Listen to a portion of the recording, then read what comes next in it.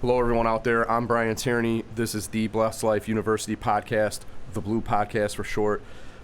With me tonight is Tommie Westbrook Jr. of Coldwell Banker. Tommie, how are you, man? Brian, my man. Hey, first and foremost, Blessed Life University, thank you for having me. It's an honor to be here. Brian, you're a special individual. Just to see what you've created, I'm excited. I know the listeners are excited, and I know your clients got a hell of an attorney. And just to see this one side of you, I'm excited to kind of see how this thing unfolds, man, as you bring it to us in real time, man. But thank you for having me, man. Thank you. No problem at all, my good man. Pleasure to have you here. For the listeners out there, Tommie and I just met within the last few weeks at the Chicago Association of Realtors breakfast. So They have the Young Professionals Breakfast, which is the place to see and be seen in Chicago real estate. I think so. It certainly is, and it's at Manny's Deli. So shout out to Manny's for the good food they make there. Every time we go there, the breakfast is real good, and they got fresh fruit and all sorts of coffee and just good hospitality and good service over there. I co-sign that. Check out Manny's. The breakfast was delicious, and the information there was the reason why we're here today, Yeah, and it's funny because we met afterward. We were wrapping up. We were about to leave, and you go, what did you take from that? And I think the feeling I got was like, okay, he wants to hear, like, other people's thoughts and input about what we just heard. Like, is there something that I didn't hear? Is there something that you might have to add to it, or some different way you were thinking about it? So I was like, that when you asked that question, I figured, like, that's what he's thinking. So I'm like, I'll just give him the honest to God truth. I'm like, incredible information. The speakers were really good. I liked both of those guys. Really good. I think at least one or maybe both of them I'm going to ask to be on at separate times just to chat with them to kind of dive deeper into financial literacy. So I'll be reaching out to them as well. Absolutely. But you had mentioned to me when we were about to leave that you had, because of your lifestyle and different things that happened to you, you decided to write a book, which you have in ebook and in paper form. And that's how we got started. So what was it that motivated you in your experience to write those books? People like you, Brian. It was a genuine exchange, brother. Like, we were just like wrapping up from the event, man, and I'm an odd person, or awkward, or however you want to call it, right? I'm from the west side of Chicago, and my whole life I've been told I'm not in the box. So Brian, the exchange we had, man, was like two people on Earth, right? It was just two people on Earth. I'm like, bro, like, what did you get from that? And obviously, Blessed Life is always be learning, man. So I wanted to learn from other people, and you were just so open. You were so open that I live by this saying that you cannot outgive God. You can't outgive him. And so you gave me your time. You gave me your thoughts and genuine feedback. And, man, that in itself is a rare commodity these days, man. And being an open book to information. So I just shared with you one of my projects, How to Feed a Guru, Self-Care 30-Day Challenge. It has, affirmations in there. You're going to get some positivity, a meal plan with a couple colorful dishes that I actually personally made inside of there, and as well as a workout during your time on the challenge. Share that with you, and here we are. Yeah, because you mentioned, you had some issues with your credit score, I think, in the past, and then also diet for yourself. But then because you knew how to diet for yourself and good, easy meals to cook consistently, you even started sharing that with your clients as well. So, right away that you showed me the product when it was on the PDF, and I'm like, this looks really good. I'm like, did you do this yourself? And you're like, no, there was a few websites which I meant to pull up on my phone, but if you remember them, we could maybe spread the good word if you're trying to spread it. Fiverr.com. Fiverr.com. and freelancer.com. They have independent contractors that can do any project that you need done professionally. So I love to delegate projects through them, and I appreciate your kind words on it, because it did not start off like that. It was a mess, man. It was a mess, and kind of like even my story, it was a mess. And thank God for change, because that mess can turn into a message at times, and that's really what it was just me going through life, figuring it out like a lot of us are, and just putting it into paper format was always one of my childhood dreams, was to be an author. Like I said, I'm from the west side of Chicago. A lot of my family members were gangbangers, all that good stuff, man. And one of my older cousins, he asked me, he said, they call me D. They go, D, what do you want to be when you grow up? And I said, an author. And so that right there is for my cousin, man. That's for my cousin Deshaun. He actually lost his life to gang violence. He was a huge inspiration to my life. Man, I honestly, I went to Illinois State University. I went there because of him. He was a really good dude, man, and I really dedicate that book to him. I had to get it out. I had to get it out, man, and it helped me. And I just hope that it could help someone else out there. The information inside is wonderful, and it's impactful, and it will definitely change your life if you're willing to apply what's inside.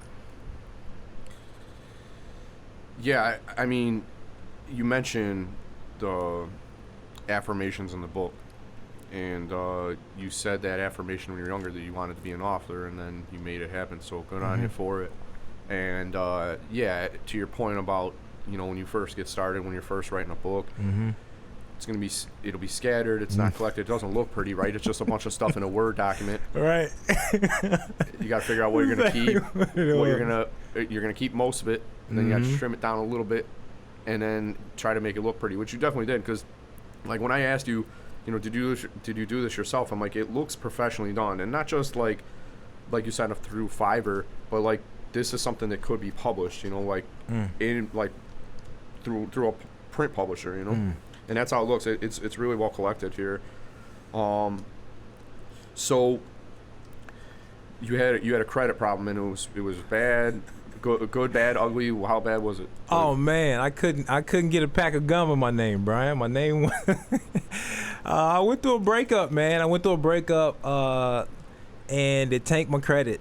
And I learned the importance of credit when I needed it most at a car dealership. And I was I had basically, was in the lower 400s, and I went on a journey of just fighting back. I fought back. Everything that society told me about credit, I decided I was going to unlearn it. I was going to unlearn it and seek for myself. So I have bits of information in there regarding credit, but I believe the other ebooks behind it can go deeper into that. Yeah. This is more about positive mental attitude, mental health. And the reason why I put credit in there, because having bad credit, if anybody out there has ever had like a 400 credit score, shout out to you, because I know your phone's ringing. I know you're up at night. I know this bill collector's calling. I know you got stress. I know the mail's piling up, and I know the credit card's maxed out. And credit for me, once I figured out how to repair my credit, Brian, it opened up opportunities and doors for me that I didn't have when I had bad credit. So my journey through it started with a secured credit card. What is that? I went to a bank and I gave them a deposit, a $300 deposit. They held that deposit and gave me a credit card in return. Yeah. And I was able to use that card to build my credit. So that $300 deposit was what my credit card limit was. So They used that as collateral. Over about 6 months, my score increased from a 400 to like a 5. I was in a 5s now. And so, just consistent work and again, unlearning what I had been taught. And to be honest with you, I wasn't taught much, but what I did know was the basics, in regards to what credit was. I wasn't sure, Brian, but what I do have in the book is the first place you start, even if you have the slightest clue, is with credit monitoring. So, starting with credit monitoring to kind of see where you're at, then that's where you can fight. So for me, again, having that 400 credit score wasn't easy. I had bill collectors calling. I was losing sleep at night. But one thing I do know in that state of survival was I was running from the problem. I decided I was going to turn around and face it. And so that's step one, is saying that you want to improve, better yourself. That's really it, And so I wanted that deeply. I had a desire to. And so it kind of spilled into mental health, with that mindset. You got the opportunity to say, I'm going to be a winner or a loser. Sure. And so that's really what it was. Well, man, it sounded like you were going through a divorce, like a bad financial one. Like when you said that. It was a divorce. Like, actually, you were married? I was married. Oh, you were married. Okay. Spot on. How old are you? Right now? Yeah. I'm 33. Okay, yeah. Yeah, I didn't know. I was thinking, like, you could be as young as 27 or about my age. I'm 37. Mm-hmm. So I'm kind of like old, young, skinny, fat, if that makes sense, or whatever, dad bod right now. I work out all the Dad time, but I can't break it, man. The sleep apnea messed me up or whatever. We'll talk more about that later. But yeah, no, so it was an actual divorce. And yeah, so I got married young. Did you guys have like joint credit and stuff? Is that what was certain your credit score? A little bit of everything, man. Yeah. A little bit of everything, Shout out to her, by the way. A lot of that, man, that healing that came from that, being young, right? And making those decisions was the motivation and the reason, how or why, because a divorce is never easy. I don't care how old you are or whatever. You take that pain, you turn it into something positive. And really, that's where I started, man, positive mental attitude. On the front of the book, I have conditioning and the mindset, because I felt like the mind or the willpower is a muscle, is to decide I want to be a winner, like, or a loser. Like, we're making those decisions every day. And so it's just one of those things where anything that can help me, I was definitely gravitating towards those things. And a lot of that is inside the book. Yeah, because you were mentioning, like, going through that, the breakup with the joint credit, and things like that hurt your credit score. So where did you learn to fix your credit? Did you just do your own research? Mm-hmm. Did you work with a credit repair professional? Mm-hmm. How did you get those ideas to fit in with this? And on that note, to back up, I guess, is you mentioned like overall health, right? So mental health, and then tied in with that is is managing your credit, because believe me, I know, like, you feel stressed out when you owe money, and like you don't know, like, you got to make changes, because like I had a time here where I was running low on money, you know what I mean? And I was talking to my assistant about, like, maybe we can reduce hours and stuff. I'm like, oh no, we can't, you know what I mean? Like, we need the full-time hours. I'm like, well, what am I gonna do? So I had to like cut expenses and kind of really go through and because I know that that was a big weight on me. It was a drag. I didn't feel good. And so I know that works in with the mental health. Yeah. But they're kind of hand in hand. So if you have your credit clean, if you have your finances in good order, you don't worry. Like right now, I'm doing well. I'm saving money. And I feel good that I don't have to worry about the bills. Like, I don't have to worry about, the gas bill, the friggin' mortgage payment, whatever. Like, I feel good. It's so, you can think about so many other things and achieve so much more and have so much more potential when you're not worried about things like that, I feel like. One out of 5 Americans have credit struggles.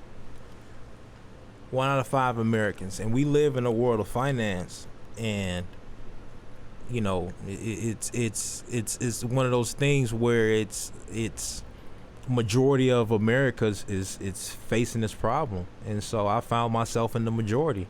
And like you're saying, man, and kudos to you for putting your work boots on, your hard hat on, and you know, doing what it takes. I was scared for a minute, Man. It was getting down to the last few thousand. I'm like, how long can I keep on going on the payroll, you know? But I'm past that. It was a few years back, but I'm glad it's behind me now, and I don't have to worry about that, at least for now. Hopefully, the market stays good for the next few years. We need real estate. It's one of the few things we have that's kept us afloat during the pandemic and stuff like that. So, shout out to the real estate market, and shout out to whoever made it happen for attorneys, for contractors, to real estate agents to work during the pandemic. Illinois was actually one of the few states that was able to be essential workers. So we definitely are thankful for that, man. So shout out to all the lawmakers and everyone that made it possible for us to stay employed during that time. Well, you know, the funny that you mention it, Christopher Anderson, shout out to Chris, Government Affairs Director, Chicago Association of Realtors. He was behind that. The Chicago Association of Realtors were, and the Illinois State Realtors Association were down in Springfield, you know, lobbying to say that, you know, real estate workers were essential workers in a time where people needed to get into a home and have a safe place to be. And it worked out, you know, it really did, because and the sad part about it all is they really didn't have to come down as hard as they did, or at least keep the restrictions in place as long as they did, because we see now people are getting by, man. Realtors were fine. They were showing houses. They're obviously safely. They were doing more virtual stuff at the beginning, but then it was within a month or two we were back in person, and safely showing houses, moving into new houses, going to the closings. We did it all right, and there was a lot of other industries out there that got hurt, probably unnecessarily, because that lockdown lasted so long, man. It did, and I think it affected a lot of us and our businesses and our day to day, and yeah, man. So. Man, it's like the American way, man. We as a people, we find a way to bounce back. You know, whether no matter what it is, man. And I think it's going to only make us stronger, and we're definitely headed towards a new way of living. New and hopefully better, because there's a lot of forces at work against us inside the United States and outside of the United States as well. Agree. So to circle back then, I go on these tangents, man. I start thinking of things like I wanted to say that first, and then I go into one thing, and then I go back to it later. But to finish that question that I asked earlier, where did you learn about these things, self-research and credit repair? Who were you speaking with that helped you like get a fresh start? I had a notebook. I had a desire. I would ask people that were more successful than me to point me in the right direction, and I would go. That's what I would tell them. I would go. And so I got pointed towards some literature that sparked a fire in me. I forgot the name of the book, but it just let me know it's possible to actually have a response back to the bureaus. I was getting a lot of stall tactics, a lot of responses that weren't in my favor, and I was frustrated. And so I'm self-taught. Like I up until 2019, I have a business partner, JT Thomas. Shout out to him. He's actually a strength coach as well as a educator. We lost my train of thought. You and your partner. So you had did a lot of self-learning on credit repair. We got a mentor. That took it to a whole new level. But just where I started, man, I started in the kitchen with papers everywhere, with a notebook, and basically seeing the best way to legally defend myself and defend my good name. And I started to learn about ways to build my credit. Hence the secured credit card. Also, authorized users, which is a way that you could piggyback off of someone else's credit and their good name. And so I had got to a point, Brian, where I had done a great job removing inaccurate items, but I needed more credit.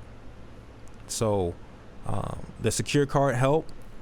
Then my good friend JT, he actually added me on to his credit as a authorized user, and it shot my score up another 100 points. So now I went from being stuck in the 650s to shooting up to 750, 760. And that's really good. It allowed me to get more lines of credit for myself, higher limit credit cards at lower interest rates, as well as rewards, traveling, shopping, hotels, that had rewards points for just spending your money on just for using your credit. And yeah, man, that really was life changing for me, because I remember going into a car dealership and getting my credit ran 30, 40 times and my score dropping, and walking out with, interest rates high as giraffe booty, and looking at these monthly. That's pretty high. Yeah. Looking at these monthly car payments, man, and just realizing, man, I was in a world of trouble. So it opened up new doors for me. New doors, new opportunities, and a whole new way of life, man. And so, like I said, the books behind How to Feed a Guru go deeper into that. But as you go through the challenge,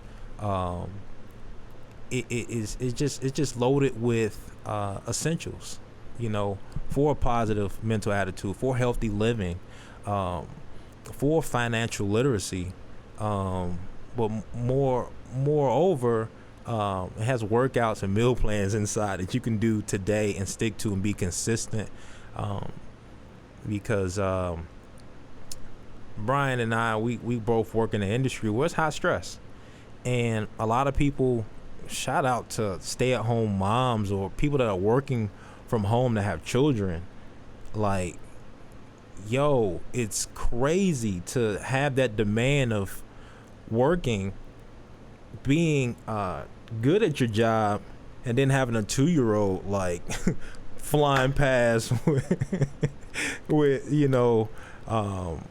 I really see the correlation of being healthy, eating the right thing, taking care of your body, because you can get lost in serving that job, serving your family, serving your kids, to where you're the last person, you're the last one in line getting taken care of. It is.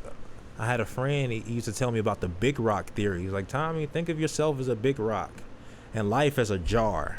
And he said, you know what? A lot of us do. We take these little rocks and we fill that jar up. We have our bills. We have, mom and dad. We have all these things and other things besides yourself.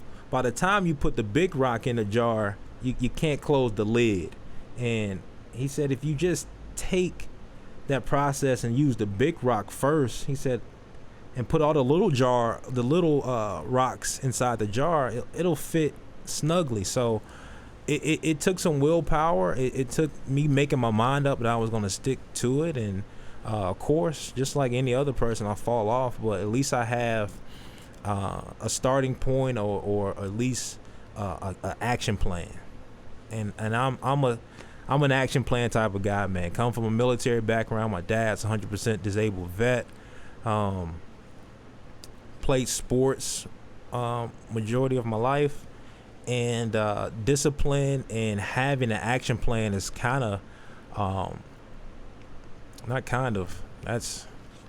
that's my thriving point, having that.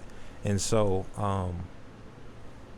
most of us who work in the workforce, we are in an environment like that already. And so I feel that having that guideline or that structure there, the action plan, allows you to be successful. Because when you're in the fire, you got kids running around, you know, you got bills to pay, you got keep the lights on, like, you're going to take care of those things first, and you can kind of be the last person. So this is a gentle reminder, but also in your face, like, you can do it.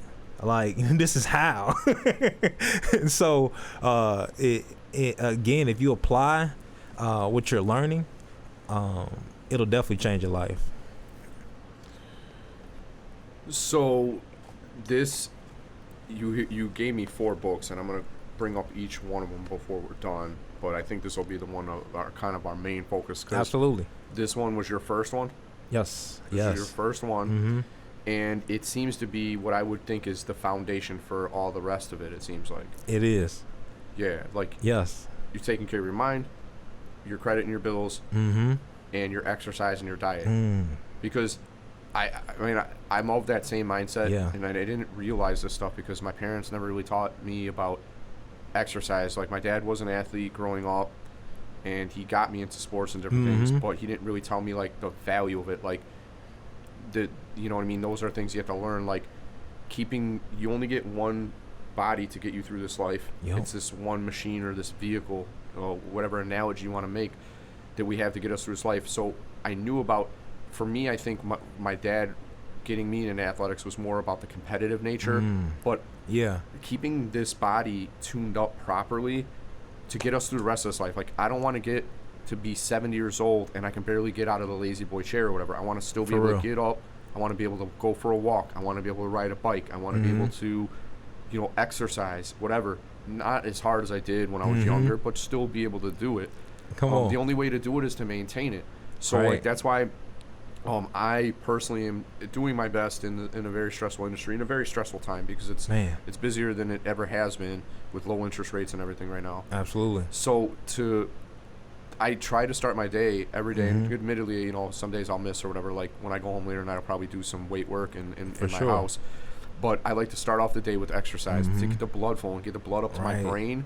Like, I don't feel fully awake until, and once I started doing some cardio, and now I'm like, okay, I'm good. Yeah. The shower helps to wake me up a little bit more, and then I'm kind of ready to go.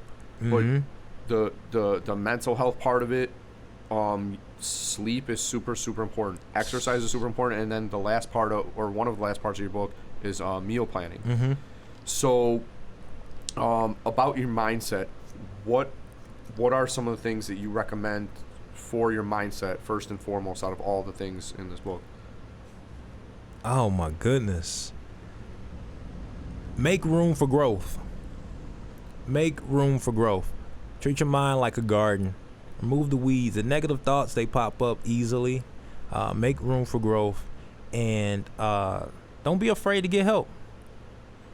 Don't be afraid to get help. You can go to psychologytoday.com and it's also a link inside the book where you could find a therapist today that can help you work through those thoughts. And what's that website one more time? Psychology Today, and then it's a link inside of How to Feed a Guru. They can click on. You can actually take a mental health survey, as well as find your therapist, all right there inside the book. I think that sometimes we try to do it all, and self-care, sometimes we need it. I need myself to realize I need help too. I can't do it all. And so I have a therapist. And so,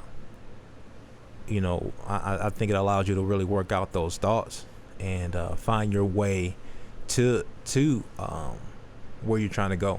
And a lot of us want to be the best versions of ourselves. So I think if we, apply those things, seek help, you'll definitely get there. You're doing the work. And that's all you can ask for. Getting help is a weird thing. Because first you have to recognize that you have a problem, or not even if you have a problem, or that you just need help, recognizing that. Sometimes it's hard to do because I feel like we're probably very conditioned as a people to keep our problems to ourselves and just battle through them without externalizing them or without getting advice or input from other people. So recognizing when you need help is probably the first key, and then actually getting it too. And then I think the next funny part about getting help is that you don't know how badly you needed it until you finally get it. And Ain't that something? And you don't know until you find out that you know, or however that goes. But it's it's a weird thing, man. It's why it's so important to stay engaged with yourself and how you're feeling. Like, they don't teach you this in school about, like, there's no class on, like, what happened to you, how do you feel about it, what are you going to do about it, what's going to be your path for change, right? Because you mentioned something earlier, and the thought that popped into my head was that the minute you stop to face your problem, or that you turn back to face what you're running from, is the first step to empowerment. You realize that, like why did I wait this long to do this? Because if you just take the journey of 1,000 steps, starts with one step. Like, once you take that first step, you're like, I feel better automatically, even if it's a small progress, because you know the next destination. Right. Okay, I'm at point A now I'm going to point B. Now I'm going to point C, and then D is the end of the line, or whatever, letter of the alphabet is the end of the line. That's right. But that first step, it feels so good then, because you're like, I've already relieved so much stress knowing that I've taken the first step and I know what the rest of them are. So I guess recognizing you need help, and then getting it and facing the problem and knowing your path ahead. Yeah. Those seem to be things that you got through your father. From a military upbringing, like, oh my God, with your father? Absolutely. I seen my father face serious health issues. I seen him fight, and still show up for work after spending an entire 5 hours in dialysis. I seen him do this for years, support our family. I never missed a meal. My light stayed on, and my dad was the breadwinner, and my mom was by his side. I owe everything that I am today because of my parents. Shout out to Mr. and Mr. Westbrook. They my people. They're my favorite people on earth right there. Seriously, man. And when you said the structure or everything that you just said, Brian, I 100% got it from my father. I'm a junior, man, and the older I get, the more I realize I'm like this dude, man. I'm just the 2.0 version. It's only getting better. Let's go. Well, cheers to our fathers who came before us, man. Yes, sir. Show us the way, and yes, sir. My dad had passed in 2013. I was in my third year of law school, and you never realize what you have till it's gone. And I think of all the things that if he was alive, I would do with him today. Like, he got heavier set in his older years, but he was still pretty well in shape. And I was thinking about, if we could go to where we vacation at, and you could ride a mountain bike with me, we'd just go get some fresh air. Or to go to some of these different restaurants that I found out about. Like, he loved food. He liked sitting down for a good meal and sharing that time with people through meals. So, like, there's so many restaurants that I would have taken him to, like, hey, like, I've gotten so many weapons in my arsenal now about good food at good places I've tried. When you go over here, get the filet mignon with the Parmesan crust on the top on that steak. Get these get your mashed potatoes with the bacon and cheddar or whatever. I would take him for that. He would love it. All these different things, all these different places that I found good food at. Those are the things I would do with him, and I did get a lot from him. And now the funny thing is, the memories that I got from him, the wisdom, the chunks of wisdom about investing or keeping company, who you surround yourself with, who to marry, how to invest or whatever, and what to invest in for long term. They replay like just these memories replay like almost like beyond the grave. Like, that's a part of him that's still with me, Yep. And I got that from him. But the funny thing is, it seems like you did pretty well from your father, because a lot of the guys I know from the military, I have friends and family who came back from the Marines or whatever. I'm like, oh, okay, they're going to come back super organized, right? Because when you see the Marines or whatever, you see, they're cleaning their shoes with the brush and they're polishing them like crazy, and the uniform's fully pressed, and they got their gun like completely clean and all this. But a lot of my friends that come back, they're the most messy guys I know. I'm like, how did you go through boot camp and service and active duty and combat and organize this could be part of this fighting force? You come back like, man, I ain't taking out the garbage. The sink is full of dishes that have been used up. The garbage is full to the top of McDonald's and shit. You know what I mean? All these wrappers and stuff. They haven't vacuumed in forever. There's dog hair and shit everywhere. You know what I mean? Like, I'm like, how did you go from being like the cleanest, most elite, like structured, regimented person in the Marines to And it's a lot. It's a lot of troops coming back home from Afghanistan right now, man. So we can only see now if the theory holds true. Will they clean their rooms? Will they? Will they?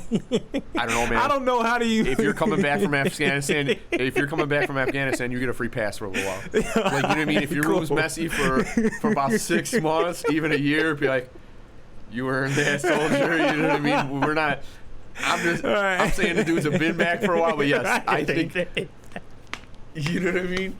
Like, the dudes who've been back, it's like, all right, man, vacation's over. Like, show me that, that Marine Corps, that Army discipline. But the dudes are just getting back. The ladies and gentlemen are just getting back. You got a free pass for a while. For sure, you got a free pass coming back. So your dad was real, like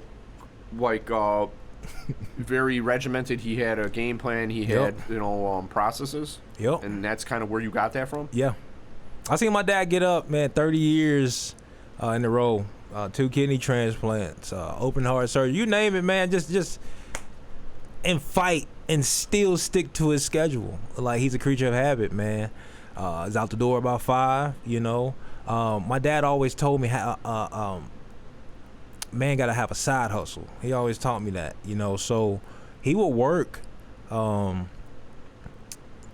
day, and then when he got off work, he would do construction. He was a licensed contractor. And so, my house was blue-collared, hard-working people, man. And my father instilled entrepreneurship into me, and also, like you said, the routine and the discipline at an early age. Absolutely. Mm-hmm. So did he work construction during the day and then also continue doing construction with his own company or his own contractor business in like the afternoons, evenings, weekends, and all that? So he actually worked by day as a locksmith. And then once he got off, he was a contractor. So he would come home 11, 12 o'clock, from jobs. So I seen this from grade school, middle school, high school to college, man. That's what I saw. And so, it's hard to ignore that type of work ethic and that discipline. So I definitely picked it up to my father. It's crazy because I found myself in a stage of life where when I was back at home trying to get up earlier than he would, or at the same time, just because it was like, to me, being a junior, it was like a badge of honor. Like, all right, Pop set this foundation, man. The least I can do is just be where he's at, But obviously, we're shooting for bigger and better things, and man, he's right there behind me, encouraging me, man. So, like I said, man, I definitely all honor to my parents, man. I wouldn't be here without them. How old is your dad? He'll be 60 this year. He'll be 60 this October. He's still young, man. Mm-hmm. He's still young. Yeah, man. Mm-hmm. Is he in pretty good shape outside of the health problems that he has? He actually, shout out to my mom. She's getting him into shape internally, with changing of eating habits, more colorful things, more healing things, more foods with life inside of them. And that's really helping him a lot? Yeah, it's really helping him a ton. It's all helping his overall health with all this stuff with the kidney issues? And everything? Keeping his weight down, keeping his blood pressure down, all the vitals that, you and I and anybody else at home would go and check up on at the doctor, man. Just not watching what he eat, but eating colorfully has helped him tremendously. Is your mom the cook of the house? She does good cooking or what? Absolutely, man. Absolutely. My mother is the cook of the house.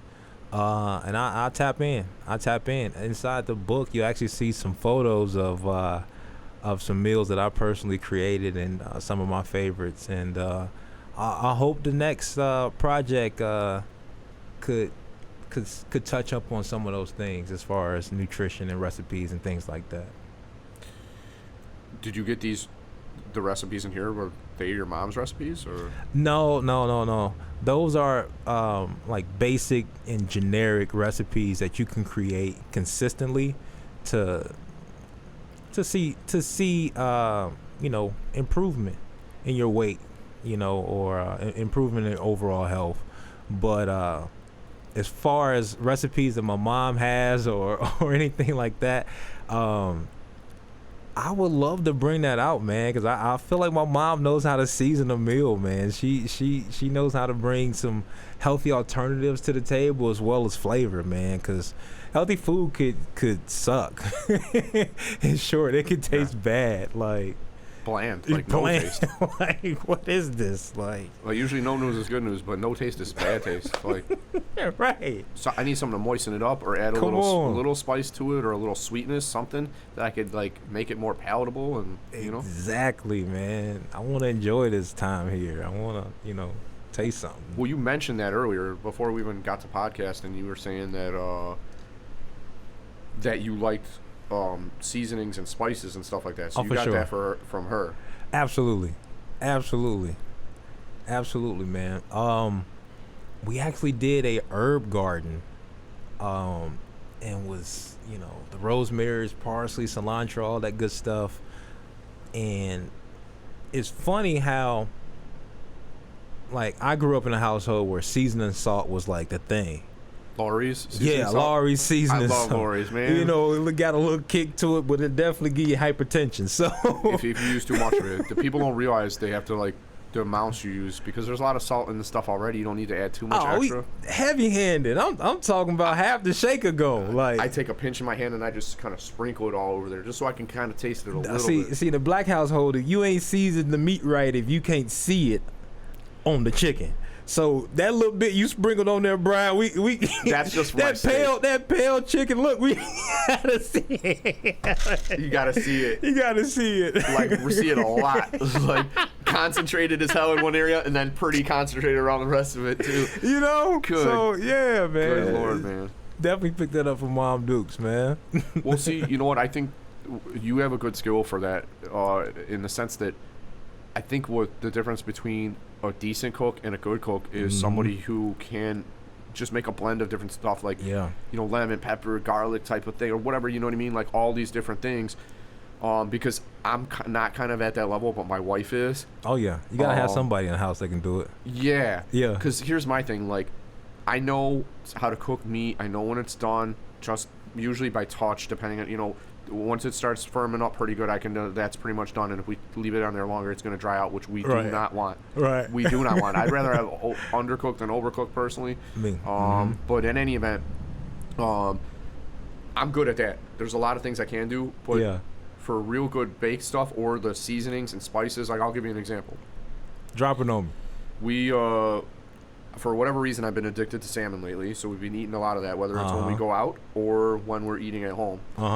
But she made some kind of glaze where she took like some chili powder or something, whatever it was. Maybe it was curcumin or whatever it was she took. It was like a red base in the bowl.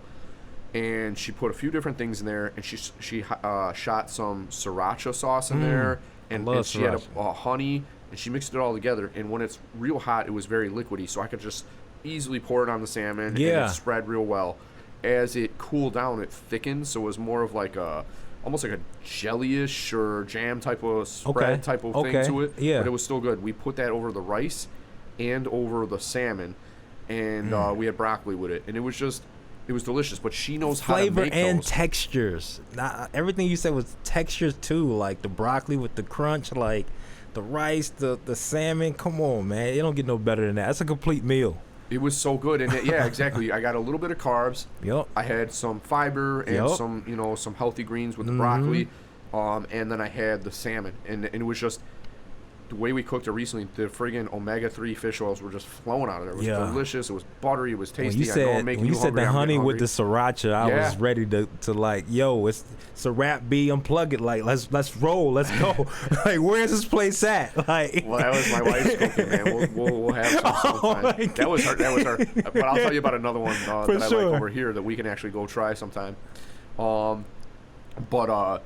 Yeah, for whatever reason, been on the salmon kick, and what I've been using to cook a lot lately is this like all-in-one mega cooker thing that my friend got for me, Vincent Copero. I went to law school with him. Shout out to Uncle Vince. I call him Uncle Vince because he sends me gifts like this. So when I got married, he sent me the Breville all-in-one like convection oven thing.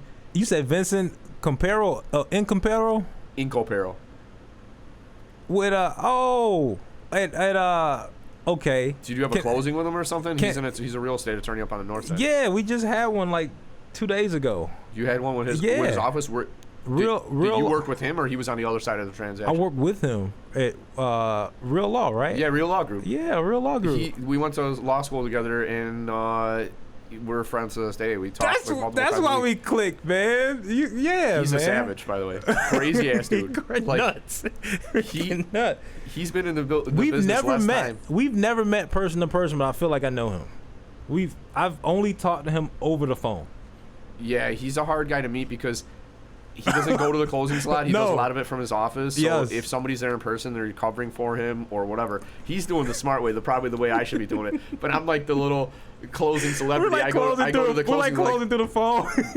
Brian's at the closing. You know what, people want it. They expect it. So I go a lot. But Vince doesn't do it. But he does more business than I do. It's nuts, man. He's a savage. He's a good dude. Mm-hmm. Shout out to Vince at Real Law Group, man. Yeah, Real Law Group. Shout out to Vince. One of my friends, my colleagues, my mentors as well. We bounce stuff off each other all the time. But I'm spreading his knowledge to you. Yeah. The Breville all-in-one. It does everything except for one thing. I can't remember if it's I can just imagine this conversation you guys are having about this thing, right? Well, he sent it to me for my wedding. So I got married in October 2020, so it's about to be 1 year anniversary of our wedding. Mm-hmm. And he was telling me about it. He's like, I send him out as wedding gifts. And then sure enough, when I got married, my wife's like, there's a really big box out in front of the house. And I was like, Vince, Uncle Vince, you should have done it. Yeah. And he's like, he told me he likes to joke around because, he's doing well or whatever. He's like, you can call me Uncle Vince if you ever need anything. I'm there to help you.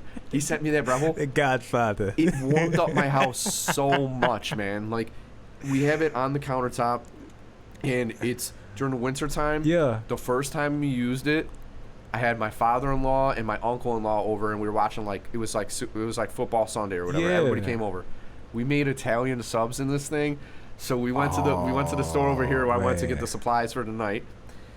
He had ordered the bread in advance, so if you call the bakery in the grocery store, you can tell them, I need 6 whole, like French loaves or hoagie rolls ready by this time. So we got there by 2:15 or whatever it was before the 3 o'clock game was starting.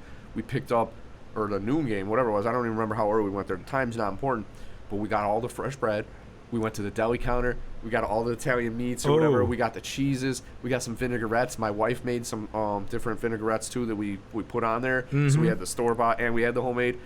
And we toasted these things in there like it was goddamn Quiznos, man, son. You a foodie, man. Hey, yes. It's Quiznos subs. It's Quiznos subs. It was like, and my uncle-in-law, he brought over, so to give you a little more background, they grew up in a bar, like my father-in-law and my uncle-in-law, their parents owned a bar that was right across the street from Hawthorne Racecourse over here by Cicero and I-55. Okay. And familiar. Or it's on Laramie, I guess, but it's near Cicero and I-55. And so people would come across from the racetrack or whatever, or what bars used to do back in the day is that they would have like a kind of a buffet set up or like some specials for the day that when the working dudes would get off of work, they could go in there and have a quick meal or whatever if they were late getting off, and then they could go home. They would have a shot of beer and like a meal, or maybe 2 shots and 2 beers and a meal or whatever. But they had a hot bar there too. Yeah, well, hot bar, you mean like they had food? Or Yeah, what? they had food they can. Yeah, so they had some food or whatever. Mm-hmm. So he learned how to cook. So the uncle, he brought over pasta vajoule. Ooh. And it was some of the... I never had pasta vajoule before. You always hear about them talking about in Italian movies like The Sopranos or something. Pasta vajoule. You got to try the pasta vajoule. I like that. Yeah, pasta vajoule. It was so good, man. Man. He made that, and then for my wedding, he cooked chicken tortellini soup. Next level good, too, as well. Everybody's like, dude, on point. So he had the pasta vajoule. My father-in-law was cooking the Italian subs in the Breville. So this thing, it does toasts, it air fries, it does dehydration. If you want to make beef jerky, you can make beef jerky in there. This is a bad mother. Shut your mouth. Air fry. You want to do air fry? I got an air fryer now, but this thing took it to another level. Yeah, it does 13 functions. I can't remember the one. Is it a damn slow thing. cooker too? It has a slow cooker on there. You can do slow cooking inside, which is kind of weird. I don't know how it even works or how it does the slow cooking. You living in another dimension. It's about $400 for the bigger size. They have a smaller one, so if you're just like, and it's just you in an apartment, you're not cooking for a lot of people. Yeah. You can go with the smaller one, and they have the one I have. I think is the larger one or the mid-size one. If there's a bigger one, it must take up a lot of space. For the sure. one I got is good size. The point is, Vince got it for me, and he told me, he said, look, man, the oven in my house, my wife maybe never even turned it on. He's like, we don't heat up the house, we just use this because it bakes, it cooks pizzas, everything basically. We don't perfectly. heat up the house. We use this. Yeah. Oh, the only thing it doesn't do is grill. That's it. Like, you know how like Ninja has a product where it'll do like maybe air fry and grill? This one doesn't grill, but it does everything else. So I started cooking in there. Oh my God. So what I'll do is I'll do my broccoli first. Mm-hmm. I'll get that out of the way because I'll put that on, depending on, whatever, I'll put it between 350 and 450, and I'll kind of experiment with it a little bit. I don't want it too saggy, don't want it too crispy where it's like burnt. I want it kind of like right in the middle, or maybe more toward the crunchy side. Right. The salmon, what I did was I put it on bake for like 9 to 11 minutes, somewhere in that ballpark, and then I broil it afterwards to put the hard layer on the outside. Sear on there. Yeah, sear it. Yeah. Exactly. I seared it with the broiler, and it came out perfect. And then my wife put the seasoning, the that glaze sauce after that she made. Yes. On top It of it. was so damn good. Dang, So damn good. Oh my goodness. Just with the Breville, and it's like, if you want to treat yourself to a nice thing to have in your home where you can do all sorts of stuff with it. On the reheat method, Vince likes to do it. He'll put it on reheat at 350. Me personally, I feel like it dries my stuff out a little bit. So when I reheat stuff, I use the toast function instead, because it says in the middle of the thing, like if it's a microwave or whatever, it's like right in the middle of where it would be in a microwave. You put it in the middle shelf, and I just put it on toast, and that seems to reheat everything pretty well without drying it out or whatnot. Yeah. Or another thing you have to do with those is if you wrap it in foil, it won't dry out as much either because it has that kind of protective layer on the outside. Slow cook it a little bit as opposed to drying it out. I cooked that salmon perfectly in there, and I was a little surprised. Yeah. Because like you go to a place and get a good salmon, you're like, man, could I just go back in the kitchen and watch this dude for like 10 minutes to see how he did it? You know what I mean? I know the feeling. Seeing is like it frees your mind. You see how they do it. Then I can just recreate. I want to recreate it. The place that I was going to tell you about around here, and if you want to go with me some night, we'll go for a nice salmon dinner. It's called the Branding Iron. So. Ooh, I like the name. Yeah. You got me at the name. It's a decent spot. They do some stuff better than others, and no disrespect to them, but salmon is one of the things they do really well. I'm a salmon guy as well. So it's just down the road here, like right outside of the city limits.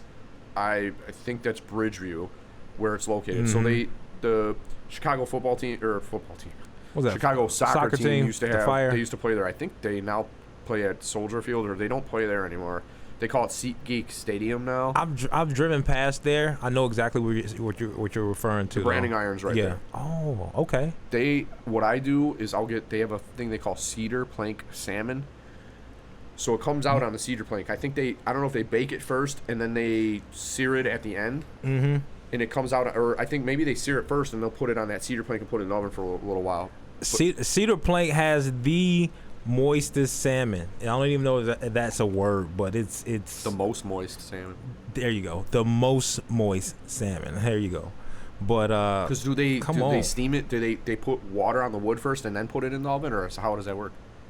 I don't know. I need to go watch the chef in the back on that one too. But I've had my my share of cedar salmon, man. So it's always a hit. It's always a hit. See, the first time I had it there, that was the first time I ever had cedar plank salmon. It was real good, and they put some kind of little glaze on there on the top or whatever, or a little seasoning, and it was delicious. And then what I do is a side of mac and cheese and a side of mushrooms. So like me, when I get a steak, I like sauteed to have mushroom. Yes, Yeah. I like to have some sauteed mushrooms with my steak or with Me my too. meal. A lot of the time, it's a great side. Yep. Some people are just disgusted by mushrooms. I'm not one of them. Bring it on. They're meaty. They're delicious. Yeah. They're whatever. Yeah. So I get my side of mushrooms and my side of mac and cheese, and the cheese they do there are those like big fat shells. So they're like the open shells that are like this big, and they put that cheese on top there, that liquid cheese. It's just an incredible liquid combination. gold, man. That's liquid gold. That's the good stuff, man. You're making my mouth water, bro. And you don't feel too full afterward. That's what I like. You know what I mean? That's a hell of a combination. When I was younger, I used to like to leave the restaurant like On swole. yes, like belly almost hurting from being that full. It disgusts me now. For real. I went out to dinner last night. Imran Khan, Julia Messer is her last name, and attorney Valerie Costa took me out for dinner at Gibson's in Oakbrook. Oakbrook. I had the 10-ounce filet with like a Parmesan crust, and everything was incredible. I'm not complaining, but they put horseradish in with the Parmesan, and it just had this taste that I wasn't super keen on. Gave you a kick to the taste buds you weren't ready for. Yeah, I just wanted to taste It the wasn't cheese and necessary. the steak. It wasn't necessary. Yeah, it distracted me a little bit, Right. flavor-wise. Because Right. there's a place down here which we should try sometime too. We could go over there together. It's called Crepel's Steakhouse. So they're on 111th in roughly Ridgeland. So it's kind of like close to Central, close to Cicero, close to Harlem. It's in between those. It's in between Harlem and Cicero. And when they do the Parmesan crust, it's just the Parmesan. So I'll get like a 8-ounce filet there in the Parmesan crust. It's incredible, man. How do you So get your delicious. steak prepared normally? Usually medium. I'm a medium guy as well, man.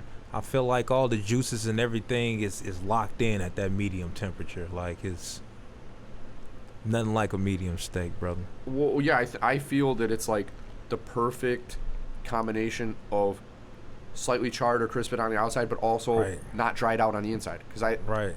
when you get in well done, yes, all the bacteria has been killed at that point, but it's so hard on your digestive system. If you get something that's like burnt on the outside, Right. it's so hard to digest it. Probably not good for you at all. That medium is like you get the little singe, little crisp on the outside, but still soft, tender, and juicy on the inside. Mhm. So I usually go medium. Yeah. Funny story. I was a late steak eater. You talk about my dad and the strict background, and I grew up not eating pork and beef. I got to college. My boy David, he and I both went to Illinois State, and he was a D lineman, I was a linebacker, and so he was trying to put on some size. So after the games, his dad would take us to the steakhouse, and I'm ordering like chicken breast. Like, Tommy, order a freaking steak or something. So I'm like, no mas, man. I'm not doing it. Brian, I had a steak medium for the first time. Changed my life. Right? Hadn't had any steak in my life, no beef, anything. A few weeks later, I tried my first hamburger, and I lost 12 pounds. My body was not acclimated. I'm talking about went from like 225 to 210 in like 2 days. it was crazy, man.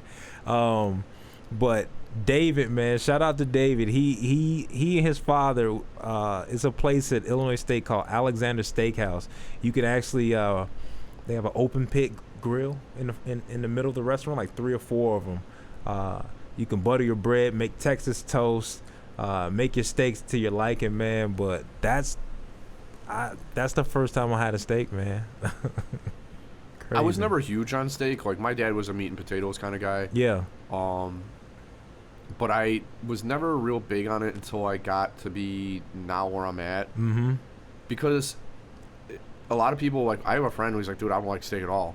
And there was one steak I got him to try that he liked. It was from Costco. They have like the skirt steak there, arrachera, like a Mexican style steak. Yeah. And he ate that. And he's like, dude, they did it right. And I'm like, yeah, I knew you would like that because it's like the perfect combination of protein, but also flavor. The problem is, I think a lot of people, they dry their steaks out and people eat it, or it's not a good cut. It's just like not a good cut of meat, and it doesn't taste good to them. Right. But when you get the right cut and it's cooked like properly or cooked well, it is good, man. It's really good. And the great thing is, like, for me, protein doesn't make me feel full. Like, I can eat a lot of it. Like, I can eat a good sized steak, or I can eat, pork chops or chicken and not be too full if I don't overdo it. If I add in carbs and like liquid and I end up drinking a lot after that, a lot of water or something, then I feel full. But the protein in and of itself doesn't make me feel too full.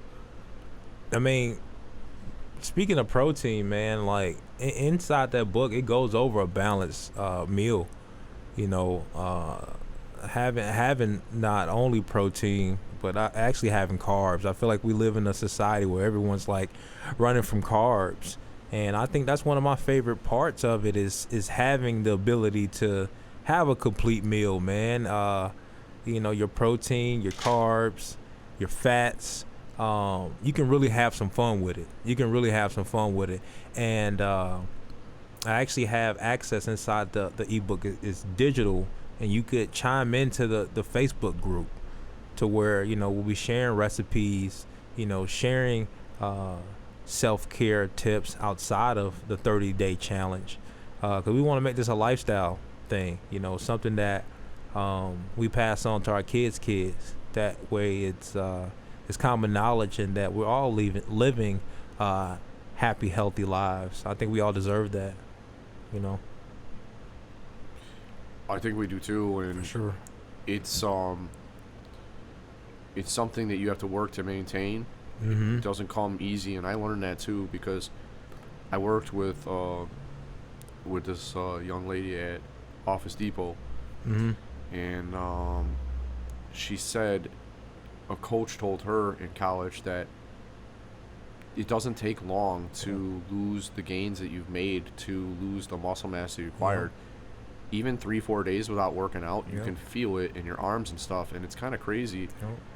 It makes me feel bad. I'm like, when I feel like that, I'm like, man, I just need to lift. I need to put some blood and some mass back into these muscles by lifting. So it's so easy to lose, but it's hard to gain back, and that's why I don't need to go hard. I'm not going to be a CrossFitter, but I want to maintain my body over the years. And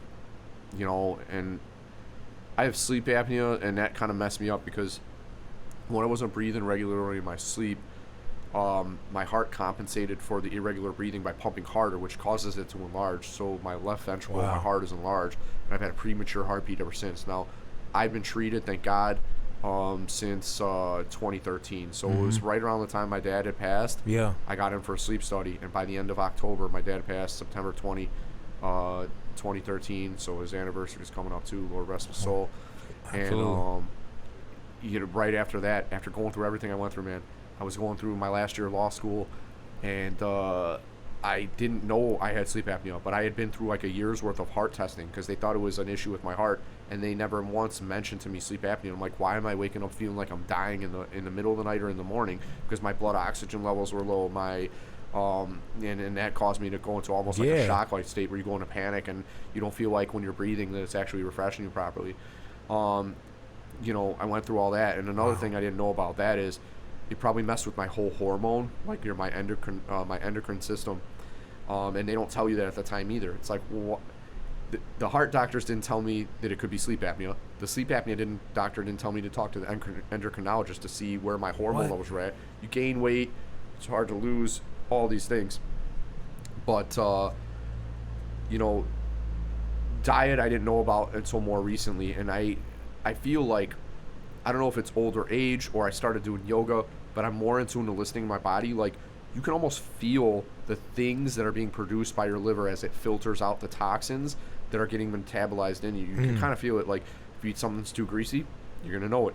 If you eat something that was like too cumbersome for your system, you're going to know that too. If you don't overdo it. Because I feel like when I overeat, it lasts me, like, especially if I'm eating later in the day, if I overeat on my dinner, it interferes with my sleep, and I don't even get to experience how bad the food was for me until the next day when I wake up. Yeah. So I try not to eat too late, but I fast for most of the day. Yeah. It keeps my energy levels higher. Like my system's not trying to like process carbs, which Dr. Andrew Huberman I call him a doctor, Professor Andrew Huberman. He always says, I'm not a doctor, I'm a professor, professor of biology in like Stanford or something. Yeah. He was saying that if you want to go to sleep, like eating carbs helps with that. Mm-hmm. Because you get that spike of, I guess, insulin or something that makes you tired. You want to like take a nap. For sure. So that's why I try to limit my carbs. I try to eat later in the day. So when I do eat during the day, sometimes I'll take some vitamins or some herbs, and I'll eat it with yogurt and I get the higher fat yogurt or regular fat yogurt because I look at all of them and I see like fat free, and I'm like, well, your brain needs fat too. For sure. Your body needs it. So you got to have that balance. But I'll eat the like higher fat yogurt because they say certain things are fat soluble and certain things are water soluble. So some of the herbs I take, they tend to get into your system better if you take them with something that's fatty. So I'll eat like a fatty yogurt, pop those during the day. Energy level's still high. In fact, the yogurt is so high in protein and fat that it usually ends up causing me to burn more. So I feel like I'm getting hungrier as the day goes on. So I'm like, okay, so I'm satiated for a little while. And then later when that burn starts coming, it's coming rapid onset. Like today, not the best diet today, but I told my staff, let's get lunch. So we ordered from Giordano's down the street. One of our favorites is chicken parmesan. Hey. Chicken parmesan. So we had the chicken parmesan, little spaghetti with it. So we got our, meat and our carbs. And then I had a minestrone soup. And when I started eating that minestrone soup. You sure you're Irish, man? Look, the Italian dishes, man, I grew up wrestling. So pasta, parmesan, like I got introduced to it, man. I love it. Come on, bring it. Like, to add weight or to help while you were cutting weight to keep weight low? Good point. So with after meets, we would eat. Like obviously before you wrestle or before you weigh in, you're trying to cut weight. But afterwards, it was fair game, man. So we'd be burning a lot. So pasta was like our thing, It's good. I mean, nowadays I do it. I've been better at doing moderation in my diet than I used to. For sure. Because I am kind of a glutton. It's like some people have that problem where like they'll drink and they got that buzz going. They don't want to lose it. Like, I got to keep on drinking. Well, me, it's like once I taste how good it is and I don't realize that I'm full yet, I'll keep piling it in. And do I need to finish the whole thing? No. But that's why I started ordering smaller steaks, smaller portions, because if I get a larger portion, I'm gonna eat the whole thing, man. Come on. Or I started splitting it with my wife. My fiance created baked goods off of exactly what you're saying. Little baddies. And they're little decadent bites that won't ruin your diet. They're like, because I had a similar journey when I was trying things out. And I went pretty drastic as well. I went completely raw for 6 months. That's all I ate was raw foods. And raw foods like uncooked, you mean? Correct. Yeah. Raw vegetables, raw nuts. I lost 35 pounds, man. I had the same head with a little skinny body. I was like 175 pounds, bro. It's kind of weird looking. Like, yeah. People are starting. Yeah. Are you all right, man? Are you good? okay? Yeah. Are you all right? Good for you for losing weight, but are you getting everything out of these vegetables that you're eating? I had so much energy. It was scary, but I wanted to really just go on my own journey because I feel like everyone that has a body is an athlete, and each body is fueled differently. We all, you said it earlier. You said our bodies are like vehicles. So we're all in these vehicles on a journey in life. We all have this journey in life. And so depending on where we're going, we may need different fuel, So I like to explore. I like to look at diets as they die, but a lifestyle lives. And so I kind of adopted the thought of eating things that have life in them, so more color. I couldn't go wrong. And I didn't have to worry about portion because I was a fat kid growing up. And I still had that fat kid living inside of me, man. So brothers are the same struggle when it comes to that. It's hard to add weight, and it's easy to add weight and hard to Easy. subtract it. Yeah. That's the tough part about it. Yeah. If you want, there's a lot of ways you can do it. Overload your system, Right. take in excess calories, Yep. carbs, or a combination of high fat, high protein, high carb. You're going to gain some weight Right. if you keep on doing it. Or Right. just junk food. Right. Michael Phelps, the Olympic swimmer, when he was training hard as hell, he would eat between 10 and 12,000 calories a day. They had him on 60 Minutes. He sat down at the table at the restaurant. He had like 2 large pizzas, a friggin' hamburgers, cheesecake. Right. He's like, I ate the whole damn thing. Yeah. It's like, oh my God. And he was swimming oceans. He was going from like the Pacific to the Atlantic. The brother was getting it in. He was in the pool getting it. Like, I can 12,000. He also got caught smoking pot when that was a bad thing to do. And he was kicking tail with it though. yeah, Mary Jane might have helped him with some of his success. Let's be honest. All right. But no, you know, great athlete, and he was able to burn it off though. I don't know. There's something about swimming, man. Like, Full I don't body. swim often, but when I do, like Full if you body. swim, Full body. I end up really hungry after coming out of the water. Right. I don't even have to work real hard in there. Right. But whatever it is about like the water and like your movement through it, if you want to get really, really hungry, swim for a while and do some laps. Whatever it is about the mixture of like doing cardio in water Yeah. makes me insanely hungry. Yeah. It's like resistance training and cardio. It's like I everything. feel third world hungry when I Come get out on. there. I'm like, Come I'll eat on. anything. Like anything that will change You turn this into feeling. Smeagol. Like, precious. Whatever you need, I got Who's it. that? Smeagol from the Lord of the Rings. You know what? I've never seen the Lord of the Rings. Oh, I've never my seen the goodness. Lord of the Rings. It's a book series too, right? Yeah, it's a book series, man. I was a J.K. Rowling fan for a while, so all that weird stuff, man, is right up my alley, man. For I've real. never seen it. It's like that whole like Dungeons and Dragons and wizards and Yeah. magic spells and shit. Yeah. It's like Yeah. it doesn't. Yeah. I never got into it. I couldn't. Yeah, that I don't was know. me, man. That was me. Vampires, werewolves, like, yeah, you call it, man. For real. Cedar Plank Salmon, the bomb. That place I told you about, that Crepel's over there. Yeah. They have some of the best pork chops I've ever had. Ooh. And I had a few people tell me that, and I knew they were good. I'm like, dude, I'm telling you, like, the pork chops are really good here. And they order it, and the one dude's like, he's like, that was as good as eating steak. He's like, that was the best pork chops I ever had. And then Nice. this one girlfriend of mine was telling me the same thing. She's like, those pork chops, like, I never really liked them because people overcook them. They dry them out a lot. Uh-huh. But me, here, I think we've smoked them out in the smoker. I cook them on the grill, but I've become keenly aware of, like, whether it's me or, like, I'm the guy who's, like, the grill manager. I like to come through and, like, okay, how are we doing here? Lift it up, take a For look sure, at it. yeah. Like, I want to make sure, like, even when I'm with my father-in-law, and he's a seasoned cook, but I still like to be out there. Like, you know, we'll start touching them. Okay, we got to get those off of there. Because there's been times where we dried them out. This guy Yeah. wants to come in, we're watching a UFC fight or whatever, and he forgets Yeah. they're on or whatever. No, then he goes back out there a few minutes, hey, like, no. Don't be that guy. Yes, Don't be because that guy. you could get all the good food, and if it's ruined, it's ruined. ruined. Like, it doesn't taste the same. Like, then you just got to rely on sauces or seasonings just Right. to be able to digest it, to get it down, to choke it down. But this Crepel's, they give you 2 pork chops. Before the pandemic hit, it was $17.99 for 2 pork chops and a side, and you know, a soup or a salad. And Yeah. like they used to come out with these pretzel rolls. I don't know if the price went up or something during the pandemic, but now they're doing just regular bread cut up. But they had these pretzel rolls. You know and it. they come out with the butter, and they weren't huge, which was nice because you could have one. If you Yeah. had more than one, it might ruin your meal because we were probably ordering appetizers when we go there as well. Yeah. But those pork chops, This is Chicago, man. Like, listen to this man. I'll get the 2 pork chops, and I try the different seasonings.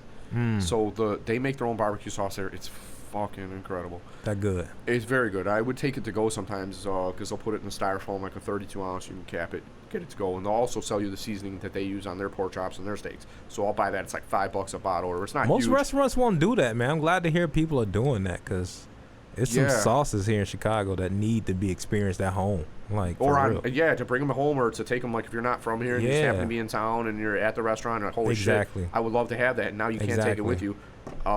Chicago benefits from that, from the tourism, because Yeah. people probably come back next time I'm going there. I swear to I'm God, gonna I'm getting get that that. Portillo's beef or that Portillo's hot dog or Right. whatever. You know what I mean? They got Yeah. these things that they always talk about. Everybody I know that comes from out of town, they're always like, I want to try that Portillo's beef or that Portillo's hot dog. I'm like, Long grocery list of just places they want to eat. Come on, it's Chicago, man. there's so many good places. But that place, when they do, I get both of mine seasoned. Mm-hmm. it's almost like it almost looks blackened on the outside, but it's seasoned, and it is so damn good, man. And I used to murder both of them. Yeah. But now I got to the point where I'm like, all right, I gotta stop being greedy. You got you some leftovers for the next day or something. I'll have one of them. I'll have I'll get they call it loaded smash there. They'll take bacon and cheddar, mix it in with the potatoes, and then melt it over the top as well. For like appetizers, I'll get bacon wrapped shrimp. Yeah. And maybe some crab cakes, and I dip them in that barbecue sauce that they make there. Oh. And I like to get, they serve every day. They have a beef vegetable soup. Whatever broth they use or whatever, you can taste like the bouillon in there. It's sweet as could be. It's like a very sweet meat taste. And they load it up with like, it's hearty. Like this is what you want to eat in the wintertime. Like they used to have the chunky chicken commercials. Like where's the rest of it? Like, oh, here, have some chunky soup. This is the chunky soup. So good. I swear to God, during the winter, I think I'm just gonna go there and tell them like, could you sell me a quart or two of that soup and just bring it back home? Everybody can have a cup or a bowl. But that's the whole experience there. And I've been on a steak kick when I go there lately. But the pork chops, out of all the places you can try, out of this world. Yeah, be like, hey, don't overcook them on me, but put a little love on the outside. A little char on there. Yeah, a little bit, but not too much. Yeah. They hook it up, man. I love to hear that, man. It's so good. We should definitely try that place. And Uncle Vince, in Crepel at Realtor, he's like, I was like, hey man, you want to get a steak? Sometimes he's like, I'm a chops guy. He's like, I don't really like steaks too much. I'm like, okay, I respect that. I wanted to bring him here. The only problem is he's got the wife and the kids, and he doesn't get out that much. He told me, you know, come over to my place and we'll hang out, or like, you know, bring something by. He's like, once you gain like expert level on the Breville, he's like, then hook me up or show me, you know, what you got. Sounds like this. You get expert level on the Breville, call me up. Like, what? Who says that? I'm trying to think of a nickname for him. Like, if you want to know the easy way to do something, or like the shortcut or the most efficient way to do it, just talk to him. Yeah. Like, to be continued on that. I have no clue, but I love the fact that you call him Uncle Vince. That's well, he told me that name, but like everybody needs an uncle. You know what I mean? Like there's this Cuban American comedian I listen to all the time. He's one of my favorite comedians, Joey Diaz. Yeah. Joey Diaz. He has his podcast now. He had an old one, The Church of What's Happening Now. The new one is called Uncle Joey's Joint. So like, the listeners have Uncle Joey. I got Uncle Vince. Right on. You know what I mean? Because I never really had an uncle in the family like that. We were like, oh, you know, that's Uncle so and so. Where like, he'll teach you good and bad. You know that you learn both from that uncle. Like I never had that. Uncle Vince is more of like the smart one who knows how to invest and also knows all the best products. Like this phone that I have right here. So Vince told me, he goes, he was like, I buy my phones off of Google because I get them direct from them. They don't come with any of the apps or any of that bullshit that clogs up your phone that you can't get rid of because they're like proprietary. So he was buying them directly from Google. Then the next time I hit him up when I was getting ready, because I was getting away from Samsung, I had an old S5 or whatever, S6 or whatever it was, and I was like, I can't do this anymore. And the reason I couldn't do it anymore is they had so many apps on there that when the memory ran out, I couldn't add anything else on the phone, and the texts were so slow. I was trying to text people. I'm like, oh, terrible. So I hit him up, and I'm like, are you still buying the Google phones? He's like, nah, man. He's like, there's this new brand out there. He's like, it's called OnePlus. And he's like, you buy it directly from the manufacturer. It comes clean. You just put your SIM card in there. I'm like, this guy, he's got his burner phone or whatever. But I'm using it right now. It's the best phone I've ever had. And it did come clean. So I only put the apps on there I wanted. I didn't have any of that bullshit from AT&T or whatever, slowing my shit down, filling it up, or I can't add anything extra on there. But I get all this from him. If you ever need to know, like if you're looking for what the best product is, for real, he's the guy to talk to. He helped me. He looks all those consumer reports and stuff, I bet. Wedding rings, whatever. Like, he's your go-to guy, for real. Like, why? He told you about wedding rings? Yes. Was this when you were getting married or after? So or am I getting you in trouble by even saying that shit on the podcast? I was no, after the divorce, obviously I met the love of my life, man, and I decided I wanted to propose to her, and Vince was actually somebody who counseled me through that, man. He's a wealth of knowledge. He's like that uncle, like you said, man. He's hysterical though. For real. I think he got it from his dad, and I've never met his dad, but I talked to his assistant, and he's like, his dad is something else. Okay. They're both characters from a movie, but right. he's the product, I guess. Like, he got a lot from his dad or whatever. But yes, he'll tell you, he'll be like, all right, he's like, so here's the one you want to buy. Here's you want to get it. You can get it out of state too if you want, but also you're gonna get it at this price. Like, this is the best way to buy it. Yeah, this is the one you want to do. Like, he'll tell you what to get, how to get it, and the best way to get it, the most efficient way to get it. The funny thing about all this is, he's gonna watch this podcast because he does sometimes. He'll tell me, whatever. He liked it more when I did them in the restaurants. I'm like, you know how expensive it is to do that shit there? It's more expensive than this because we're in my office. And I'll tell you how I got all this equipment in a minute or whatever. But the first time because have you ever met him in person? Never. I've never. So the first time he's gonna see you, like, dude, I did a podcast with a realtor who works with you all the time that you've never met in person. So he's gonna get to see you and know who you are and learn about you from watching our podcast. But it's hysterical. Yeah. How did you get connected with him? Oh man, let me pay the water bill and I'll tell you that story. Yeah, you do that. I'm gonna do the same thing. I'm gonna put this on pause for a second.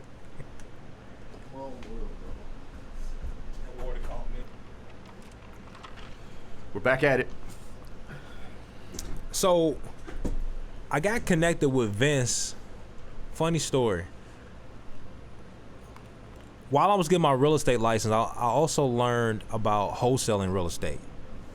So, I had locked a 3-flat building under contract, and I needed a closing attorney to get this wholesale deal done. And I reached out to like Illinois' #1 attorney, and the guy. You found him on Google or what? Man, so it wasn't even Vince. It was another guy. I don't even want to say his name. Yeah. And he gave me such a hard time, but they referred me Vince. Yeah. So I call him and we shoot the shit and and literally, man, Vince actually helped me close my first wholesale deal, man. That was and we did it remotely. It was a pretty cool experience, man, because he helped me walk me through it, but also the dude is hilarious, bro. Very unique sense of humor. It's hilarious. I remember I was sitting in a CVS parking lot, and he like G-checked me. He was like, "What's up, man? Like, what's you a baller or what? You gonna make the shot happen?" I'm like, "What just happened?" I'm in CVS parking lot, but I feel like I'm in like the NBA Finals versus LeBron right now. Like, he's like the GOAT, and we literally, man, we closed on the 3-flat, and man, he's been pretty much my guy, man. Up until the point, but on that one, can I shift gears? I know we're talking about health and fitness. Whatever you want to do, man. We're here. It's open conversation. So that one, remember earlier we talked about credit struggles? Yeah. A lot of what I'm seeing right in this world of finance, if you have credit struggles, you also probably have down payment issues or saving money issues or money management issues or being cash poor, because I was. So as I was repairing my credit, I also learned about wholesaling real estate, which, if you don't know what wholesaling real estate is basically if you have a banana and you get it wholesale for 50 cents and then you sell it to somebody for $1. You keep the 50 cents and they purchase for $1 and everyone's happy, right? And so we're just doing that with real estate. And so I was able to make like 30 grand off of this wholesale deal. And I took that profit with no cash down, no credit, and I bought a property to and Vince was my closing attorney for that one too. Bought a property to actually flip. And I say I'm an awkward, out of the box type of guy because obviously I'm a realtor, and as a realtor, I found out it's important to have an attorney, right? As you're making transactions and doing things. So me and Vince clicked, man. But how we met was divine. I had got referred through the wholesale network. This one guy, and he basically referred me to Vince, and we've been working ever since, man. But it's a small world. It is a small world. I didn't know you knew him, and like you seems like you know him really well. Like you've known him for the past few years. It sounds like, right? Yeah. Like how many years would you say you knew him? Probably going on 2. Oh, okay, 2. I was thinking it was even longer than that. The way we were talking, but not a lot of attorneys do wholesales, and even the ones who do, not a lot of attorneys do wholesales well. And Vince is one of the attorneys. Nope. He knows how they work, and it's not super hard. Once he knows how they work, so it's easy for him. But not a lot of attorneys will do them. So out of the category of real estate attorneys in Illinois, there's a subcategory that deal with them. And so, he told me about it. He's like, they're not easy. There's a lot of extensions we need to ask for, and they're tedious and stressful, but they do them, and they do a lot of them, and so and he does them well. So Vincent Copero at Real Law Group is a good attorney to go to if you're doing wholesales. And Brian, just off of our interaction, I can tell you're a phenomenal attorney, and I look forward to doing business with you as well. And we're saying this now, and we just talked up Vince all the time. Because being in the same industry, man, I do believe in collaboration, man. And so now that we know who's who, man, let's keep it rolling, because Bless University, man, is too blessed to stress, man. We definitely have a huge opportunity to not only obviously share our story on the platform, but we get to learn a lot about you and what you're doing. And speaking to you outside of the podcast, I want to kind of bring that conversation is the impact that you're doing and the team you have here with your firm. I love it. And also the demographic,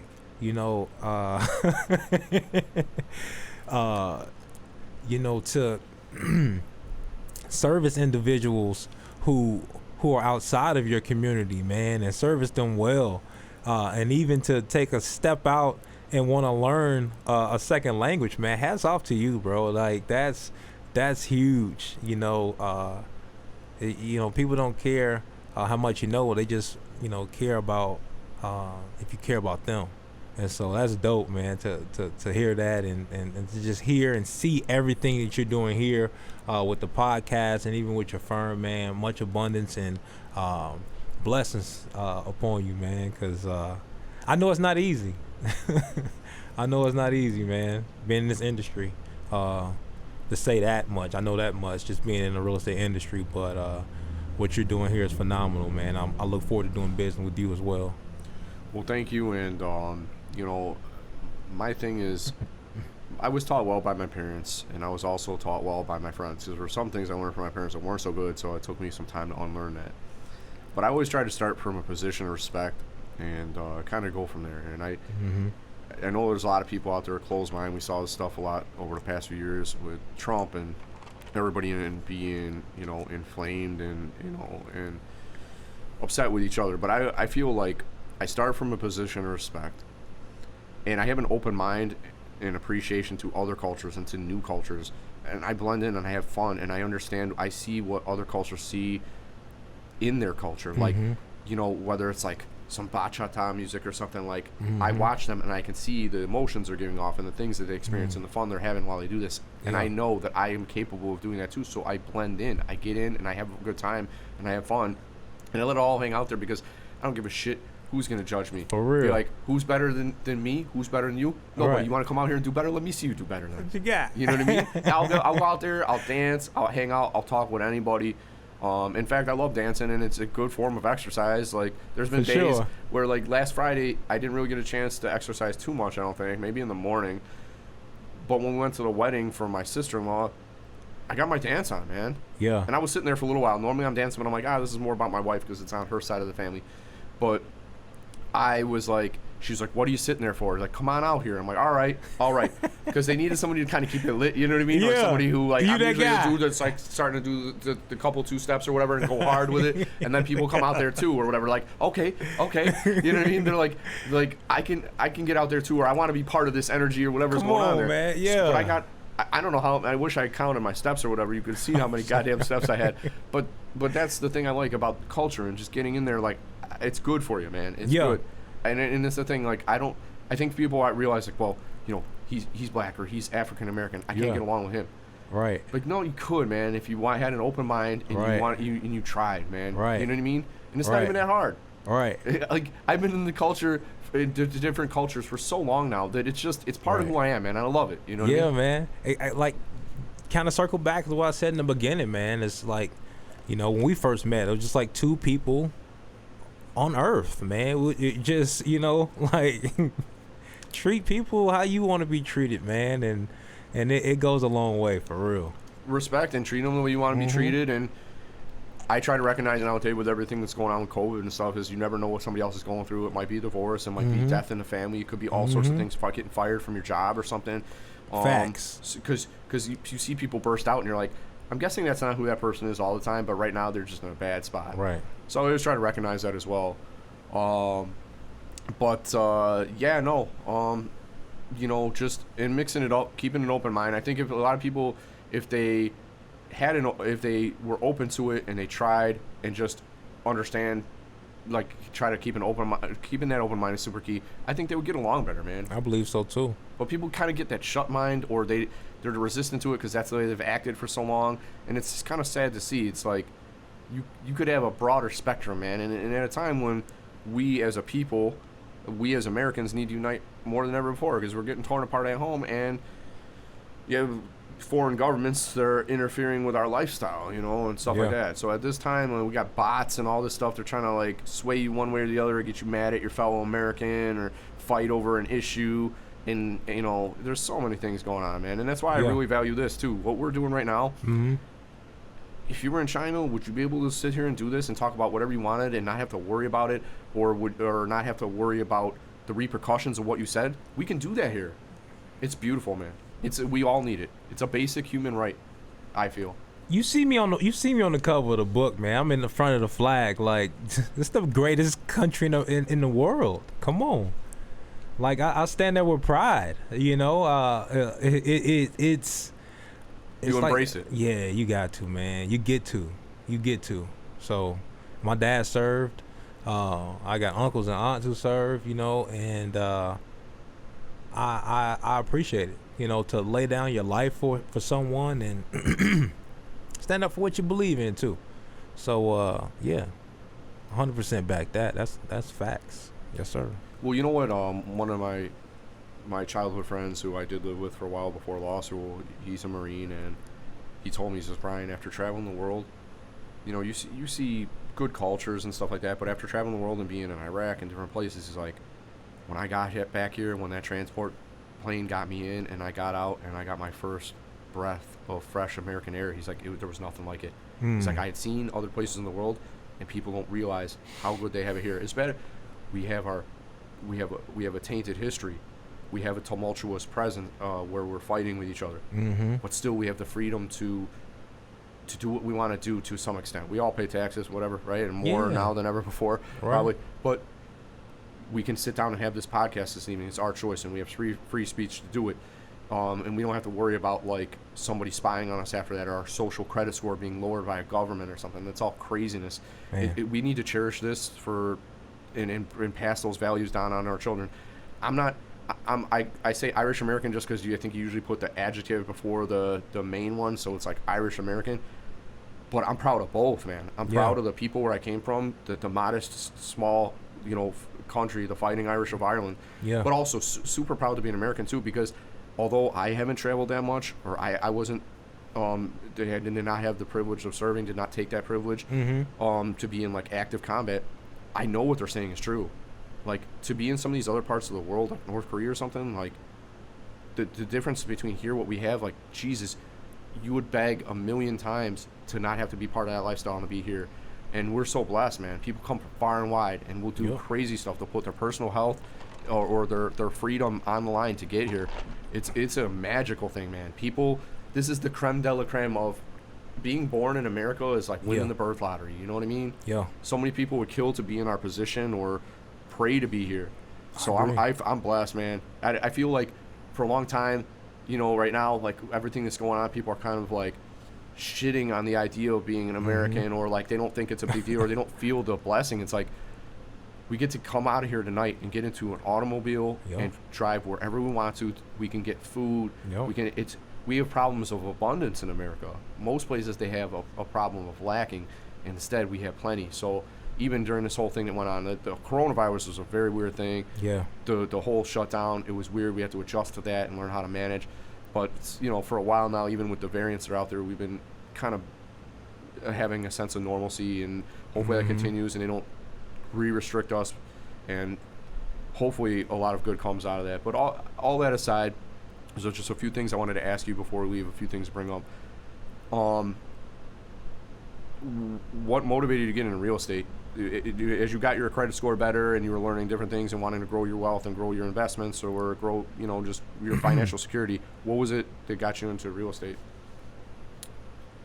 The pandemic, and again, my parents, man, they encouraged me to get my real estate license.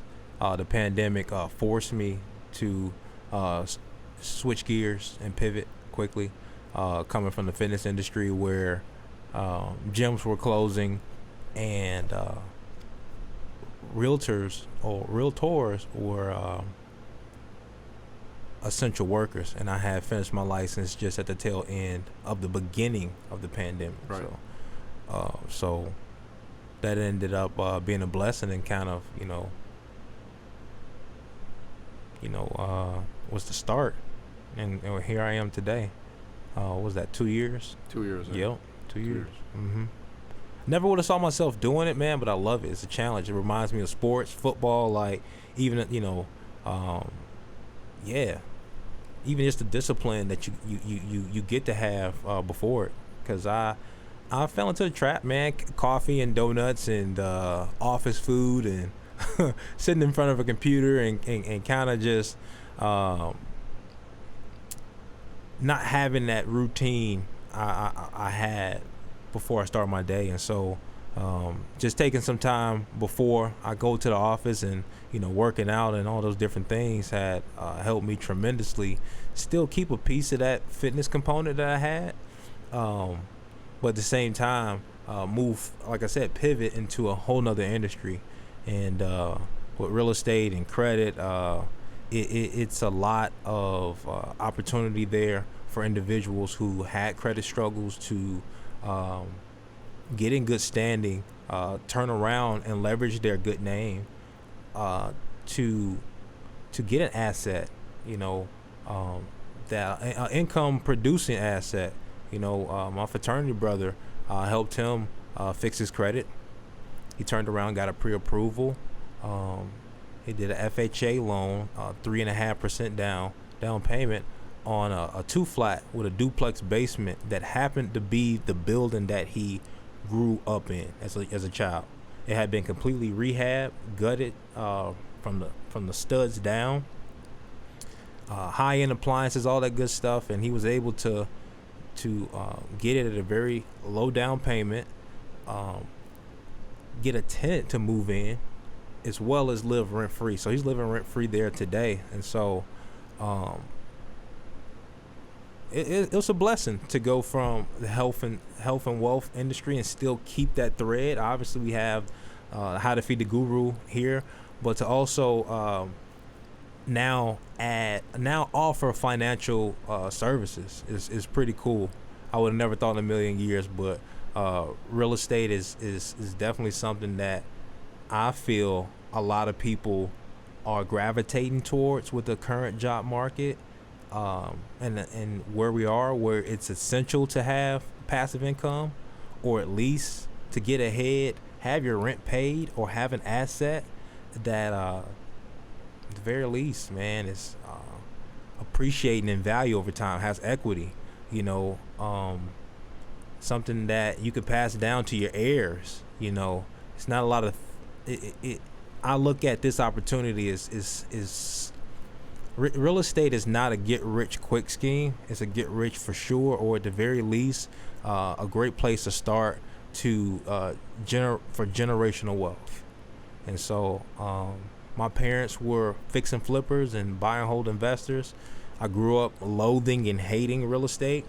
I had to cut grass at properties and, you know, go with them to collect rent, shovel, remove tenant stuff that were bad tenants, upkeep the building, and I wasn't getting paid in my mind. But, you know, it taught me. Now you're using that knowledge to build wealth and to get paid. Yeah. Yep. It's a beautiful thing. It's a beautiful thing. Well, you were blessed that you had such a positive example in your life. My dad was never really into real estate. He read up a lot on stocks and different things like that, but he passed that to me. But he never really touched real estate, which was crazy because he was a tradesman too, so he would have a knowledge of how it all works and what's good and what's not good, and you know, getting a good product. But it's a good place to invest and put money. It's one of the there's not too many places you can put money, right? You can invest in stocks and bonds. Right. You can invest in real estate. You can put it in accounts and hope to get some interest on it. And that's just, I mean, maybe I'm just speaking like a kid from Midway Airport, but I'm sure there's I got to bring in like Pritzker or somebody in here who can tell us about all the real being rich schemes and all that. But no, that sounds good. That's how you got in, and that's the knowledge you brought into it from your family. Are there any books you're reading right now, on your own, like you're independent? Traction. Reading Traction. What else? Another one I was reading, the one we had spoke about when we first met, with the Automatic Millionaire. Yeah. And yeah, that's pretty much it right now. Is Traction. What's Traction? It is a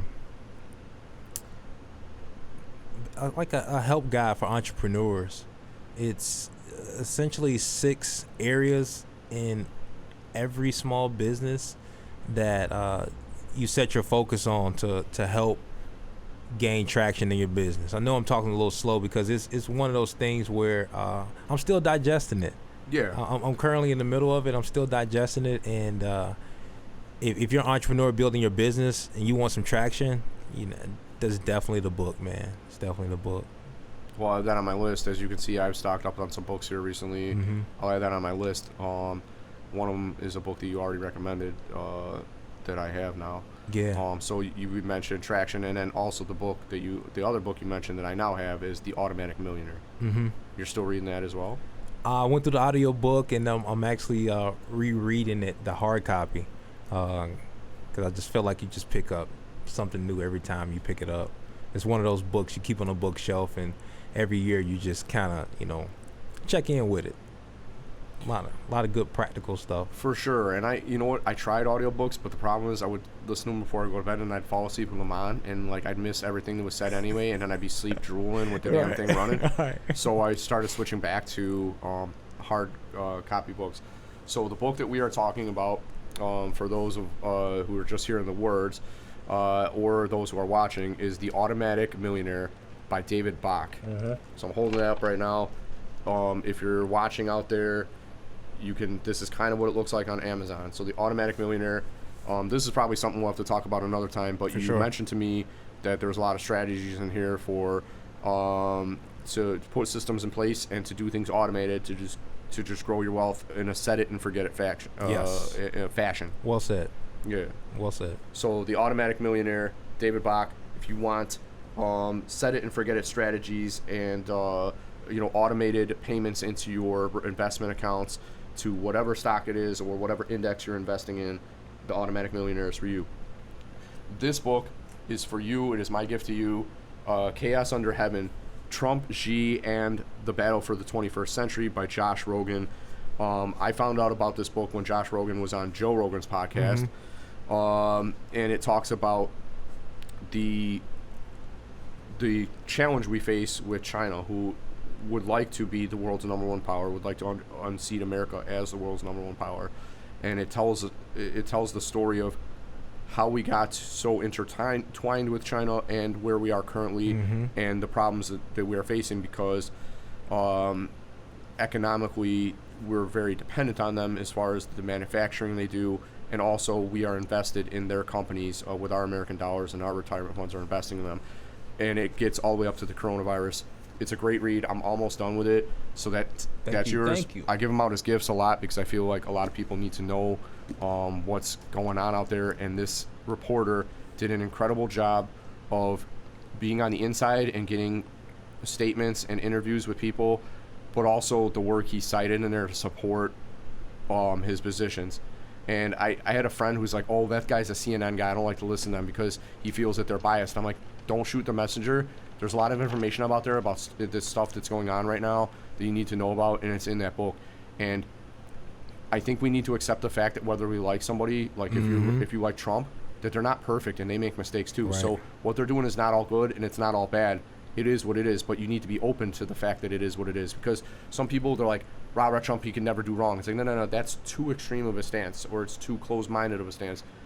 You know, right. He's not all good, he's not all bad, whatever, but there's a lot of information about the current relations with China in there. These are the ones I haven't started yet, but I ordered, and I take that back a little bit. It was one of the books I had the audio version, but I was, I couldn't, like, keep awake during it or whatever. But this one, I saw this reporter, his name is Fareed Zakaria, 10 Lessons for a Post-Pandemic World. So this one you can find on Amazon too.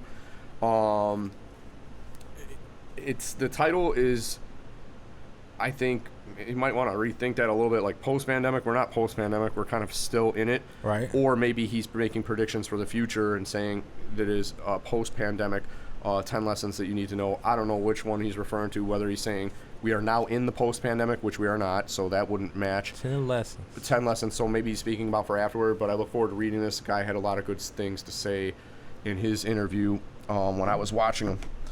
And then I have Apollo's Arrow, the profound and enduring impact of coronavirus on the way we live. So I think he's going to be talking about similar to like how this is going to play out, or his predictions for how it plays out and ways we can kind of cope with that. He was on Rogan's podcast. He was a very good guest. This one was one that somebody was talking about on a podcast I was listening to. It's called Conscious Leadership. And this is written by the owner or one of the CEO of Whole Foods, I believe it is. So I just heard this is a good book on leadership. And the last one is Why We Sleep by Matthew Walker, PhD. These are all some great books, Brian. These are all some great books, man. It's all like holistic stuff. Yeah. That talks about how we deal with things in this pandemic world, and then leadership. That's just a good thing to know about. Yeah. I'd like to hear if that guy's successful enough to be CEO for Whole Foods. I would love to know what his leadership strategy is. And this one is just, it's good. This is a health book. Why We Sleep tells you, we're naturally programmed to start getting more tired when it gets dark out and things like that. And, things that you can take to help with your sleep, or strategies you can use to sleep better. That's a great book. If you want to take pictures of them before you leave, for sure, it's all good. Before we do leave, the main book, your foundation book that you have written, is How to Feed a Guru, Conditioning the Mindset. It talks about mindset affirmations. It does have some religious excerpts in here, Bible scriptures, meal plan, and workout. So this deals with a holistic approach, mindset, so your mental, your physical, with your workout and keeping your body healthy, and your meal plan. I saw the workout routines you were giving. It details the number of sets, the number of reps, all these things. Very detailed workout plan in here. Yes, sir. I feel like you should be like a famous author nationwide or something, because it's simple, effective, and well-presented strategies for exercising and your meal plan. Your meal plan, it tells you what you need, the right amounts of it, and some tips for improving the meal as well. Yeah. That's awesome. So that is the foundation. That's the foundation book right there. You can get this. It's available online in PDF format. And then the subsequent books that we have here, the Lender Checklist, Keys to a Lender-Friendly Credit Profile. And this was co-written with your... with JT Thomas. With your friend from college? Correct. That's my business partner. Again, the Lender Checklist, Keys to a Lender-Friendly Credit Profile. written with JT Thomas and Tommie Westbrook Jr. On the same vein, credit repair secrets, steps to improve your credit score. Clean your credit report and build a 800 score. Structure your credit the right way. Take control of your credit. Again, co-written with your friend. Yep. And last one, credit mastery, advanced funding techniques. Co-written again with JT Thomas. Yes, sir. That's awesome that you put all this together, and I love that you learn some things from your family and some things by experience, and you put it all together here. The fact that you've been this well organized and to be able to present it this well is really cool, because you're not some person who's like, I'm speaking down to you because I've been in this position and I know how to do it and I've been there before. You're saying I've been through it, and you built a foundation, you built these books from scratch, it seems like. Yep. And just your own knowledge and your desire to learn and better yourself. That's awesome, man. Yep. It's really cool that you put these in book form. Where can people find them if they want to read these books or get a hard copy? You can go to Westbrookwerk.com. Westbrookwerk.com. You can get all the products and services, and you can start there. Yeah. What kind of services are you offering through the website? Small group training, credit repair Exercise services, or yep. physical training? Yep. And then credit? Credit repair, business structuring, and pretty much anything real estate related. We're able to offer, and yeah, you can find it all on Westbrookwerk.com. Westbrookwerk, all one word, no punctuation.com. Yep. And that's a cool hoodie you got there too. I was going to ask you about it, and good thing we brought it up. Yeah, and work spelled W-E-R-K.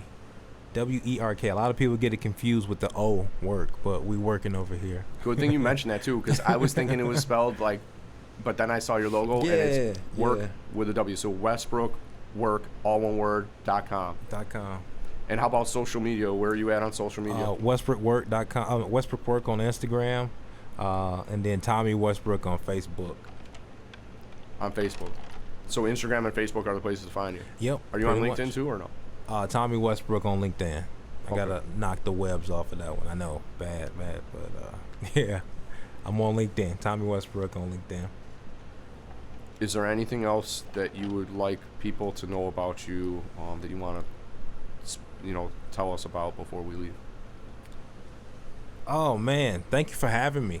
I want to give it back over to you, man. I just want to, edify you and just thank you for the olive branch. It was really organic. The way everything flowed, man, and came together tonight was, normally schedules can get crazy, rescheduling could pop up, but I felt like it wasn't anything that was going to stop me from getting here tonight. I knew it was going to be a special night, so thank you, Bless Life University, for having me. Thank you, Brian. Much success, and I pray much abundance for your business, and that somebody, even if it's one person, gets something out of it today, because I know I did. I know I'm leaving here filled, and I know, Brian, that your clients, you leave them better than where you found them, because that's how I feel tonight, man. So thank you for pouring into me. The books are awesome, the platform is awesome, man, and you've been a heck of a host, man. If this was an Airbnb rating, bro, you get 5 stars. Thank you. I really don't have a lot of ratings out there, so if I could get a rating of 5 stars, Yelp, Airbnb, wherever they put them, I'll take it.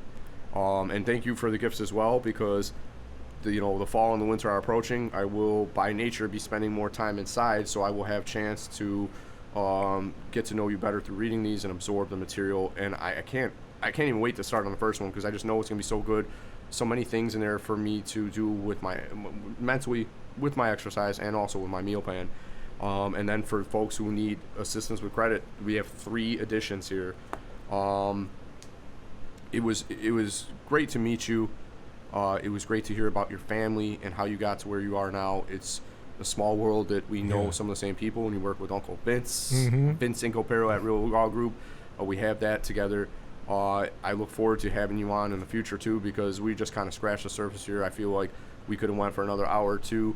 I hope everybody out there enjoyed listening to it. We're both Chicago people. We're here in Chicago to help you out.